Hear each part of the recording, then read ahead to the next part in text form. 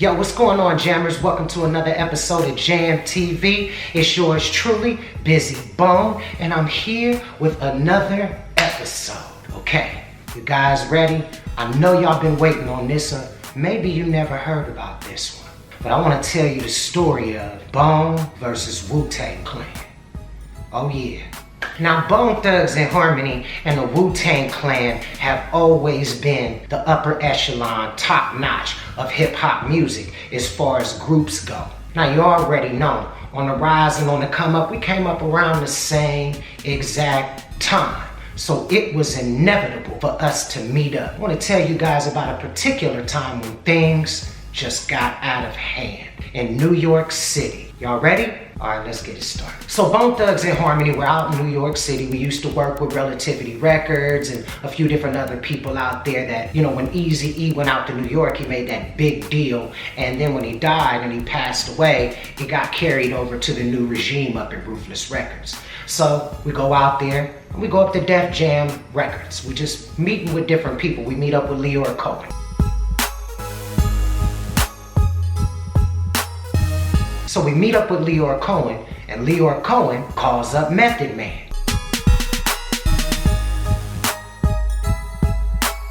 He says, yo, Meth, what's good? Come show the guys around. They're in New York. Come show these guys a good time. Maybe we can get Wu-Tang Bone to hook up, put together a mega tour. It could be huge. It could be big.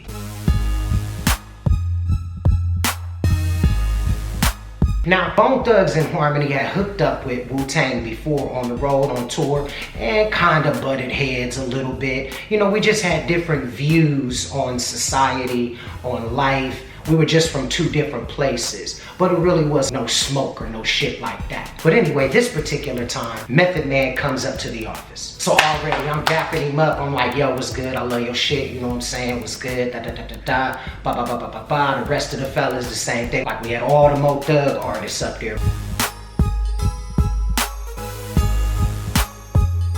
Boogie Night, I believe T-Rock was up there, I believe Sin was up there, Big Cuz Rob. Now Robbie, I'm gonna tell y'all about him in a minute, Cousin Rob, but they called him Scant Bone. Yeah, Scant Bone is what he called himself. My nigga, if he don't get no motherfucking bigger. So anyway, so Method Man, he decides to take Bone Thugs-n-Harmony out to the Jamaican spot. So he get us all together, he already got a bunch of money in his pocket or whatever, so he take us out to the Jamaican spot. We all sit down, you know, it was lovely, you know, oxtails, it was just everything, plantains and just everything you could think of, red beans, rice, black beans, cabbage, jerk chicken. So we all sitting down, we enjoying ourselves, but it's only Method Man and Bone Thugs and Mo Thugs. So we all chopping it up, we talking about the next projects, we giving Wu-Tang P's, yo, we love 36 Chambers, you know, we're the rest of the fellas, we got a link with the rest of the guys. He like, oh, they doing their thing, they running about, they doing their shit, etc., etc., etc., etc. You know, cause Method Man, he always been, you know, a standout, you know, as far as he always been out there doing his own shit, whether it was with Red or with Mary J. Blige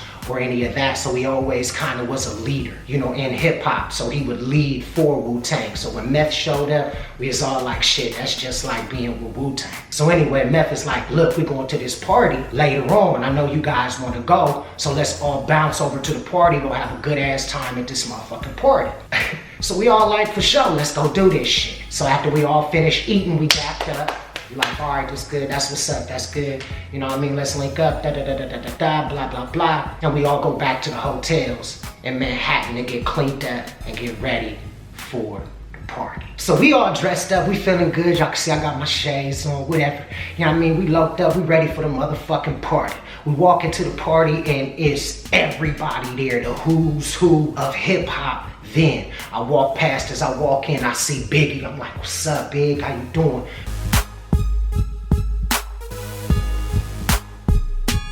Like, what's up, Biz? How you doing? So I walk in and shit, everybody in there. Immediately, we up at the bar. Chris Lighty up there, Busta there.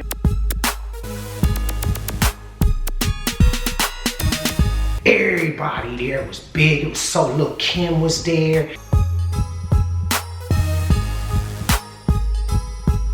Just everybody. Lil' C's was there. Junior Mafia, all the Junior Mafia was up in there. Man, it was just a real East Coast party. So we in there, we jamming, we chilling, we drinking. About an hour passed, and we done had enough. All the jerk chicken, all the food, the cabbage, the cornbread, all that, it just started sitting on a lot of us. So we was all kind of just done, POD'd it. Like we was just passed out. You feel what I'm saying? Passed overdose. So I'm laid back and I'm asleep in the corner with one of our artists, rest in peace, T-Rock off Mo Thug. He was on the graveyard shit. Dope dude, he got murdered in Cleveland, whatnot. So I'm sleep, he sleep, we sleep in the same corner. All of a sudden, Scant Bone walk over to me.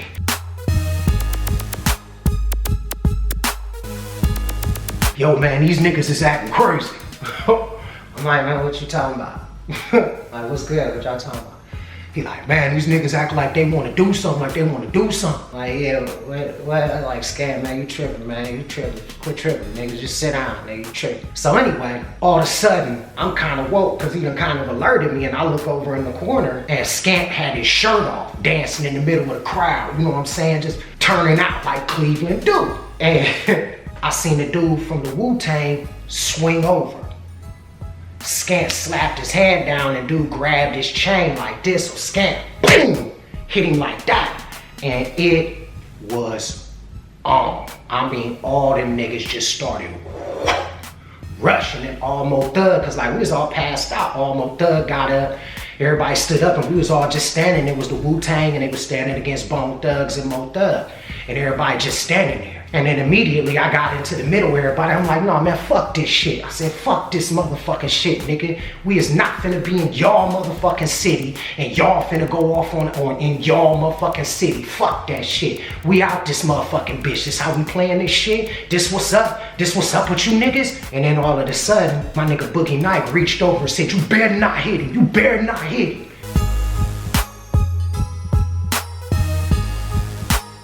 And I'm like, Boog, I got this shit. He like, no, B, I got your motherfucking back when them niggas was about to sneak you. So it was really, really on and motherfucking cracking. So Mo Thug was standing up against the wall like this. We was all standing up against the wall like soldiers and shit. Lined up against the wall. We was just like outside of the club because the shit had spilled outside of the club. Wishbone done popped some motherfucking body.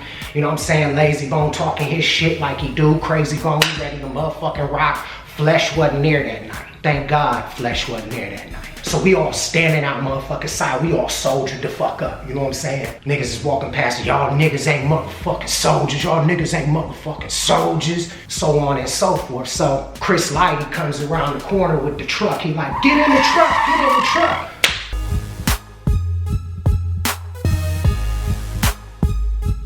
We hop in the motherfucking truck. So then we drive off. I'm at the motherfucking hotel like heated. Like we all just heated up like, all right, this what it is. We already knew eventually this rap beef shit was gonna get real with some of these niggas. This is what it is. It's fucking time for fucking war. Like we gonna go to war. We about to put all our money into this shit. We about to go to war. Cause you know we street niggas. You understand what I'm saying? So then we get a call in from Fat Joe.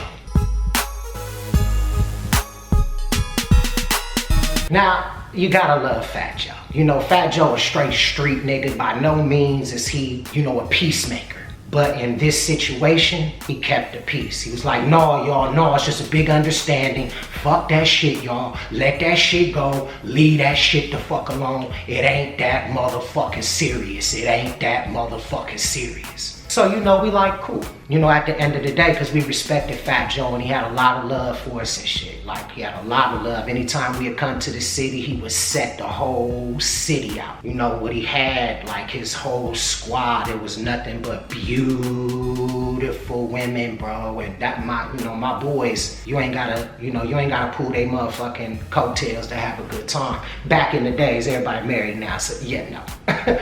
How's it? But yeah, so that was the very, very first incident. Now let's just say a year later, 2 years later, I'm in Los Angeles and I'm chilling. I got all my people with me, all my bodyguards with me. I used to roll with like 6 big, huge motherfuckers. And they used to be Eazy-E security. Guy by the name of MD and one of my best friends, Anna. Here go a picture.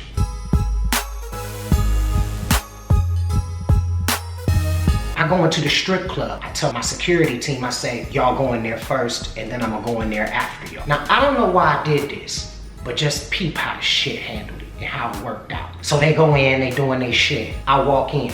I only got Animal with me, but I got security on each end. I got each one of my big niggas on each end. Now, the way it looked was as if they worked for the club, but they was all on my payroll. I got the limos out there, etc., etc. So I walk into the strip club. Guess who in there? ODB, some niggas in the Wu-Tang that niggas ain't really never heard of. I think YoungBoyz was there, I don't remember. So I sit down and you know, I'm just in the strip club doing my shit. All of a sudden, it's how they looking at me. I'm just sitting back like, man, like, I'm deep in this bitch. We all strapped and shit. This is LA. It's like my second home. You know what I'm saying? I'm like, man, I wasn't even, so I was trying to be cool, y'all. I swear I was trying to be cool. Whole time niggas is like just mugging me, just all in me, all in my shit. Like I walked in this bitch by myself. You know what I'm saying? Like, so I started looking back at niggas like, and I just laughed at them like, nigga. Like, I was just like, man, y'all niggas just don't know. So, you know, I'm like, you know what? I'm gonna be the bigger person. So I got up. Immediately, I started rounding up my niggas. I'm like, fellas. And all them niggas started standing up. And so them niggas that was doing all like this, they was looking around like, what the fuck? These his niggas? And so we all, like 9 of us, walked up out that motherfucker. And I'm just looking at them like, hope you niggas don't come outside, because we are fucking strapped the fuck up. I'm talking about I got OGs with me and shit from LA gangs and shit like that done did attempted murder bids. These niggas was, and still are, my security. Shouts out to Big Tim, shouts out to Big Rob, shouts out to Tiny. You know, y'all know Tiny used to work for, well, he worked for me first, but then he worked for Snoopy, like that 7'4" dude in the movies now. Shouts out to Animal and shouts out to their whole squad. Larry Luau, you know, the whole Samoan squad and everybody that been down with me. All my niggas from day one. So in Long Beach, Samoans, you know what I'm saying? So anyway, we walk out. All of a sudden, I'm sitting in the limo and shit, and you know, Animal talking to me like, man, these bitches, man, let me tell you something, busy. We need to go in there and fuck these bitches up.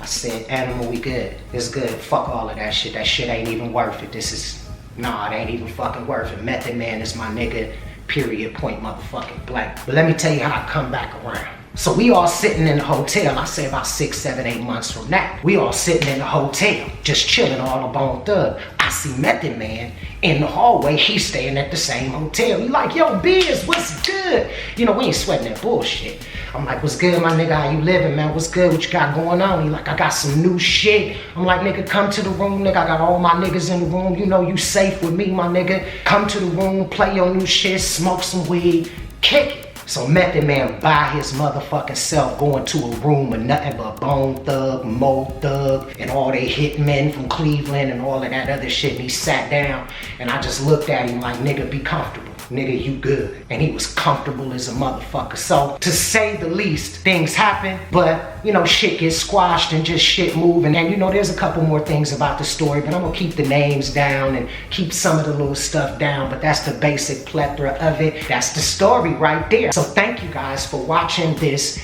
episode. If you haven't subscribed, what we supposed to do? Subscribe, yes indeed. And if you like this episode, make sure that you press the like button. We thank you very, very much. One more thing, you already know, Carbon Monoxide, streaming on all platforms. Check it out. Me know, and me know, ain't me no blood in the club. And she know that I go, will never play me like I'm dumb. You are dumb, dumb, dumb, dumb. You are dumb, dumb, dumb, dumb. And I appreciate you guys for all the feedback on the next record. Everybody seems to love Black Milk. Everybody seems to love Cressography and a few of those different other things. And I really appreciate the feedback. I read all my DMs. Thank you guys so very much. Also, don't forget, we got the face mask. Can't go anywhere without them. Yo, Where you get the face masks at? jmusic.com. Indeed. And we've got more merchandise as well. We got shirts, jumpsuits. I'll be showing you more of that through the episodes, etc., etc. Once again, it's yours truly, Busy Bone, and I appreciate you guys on behalf of me and mine. This is Jam TV. Y'all till next time. Stay tuned.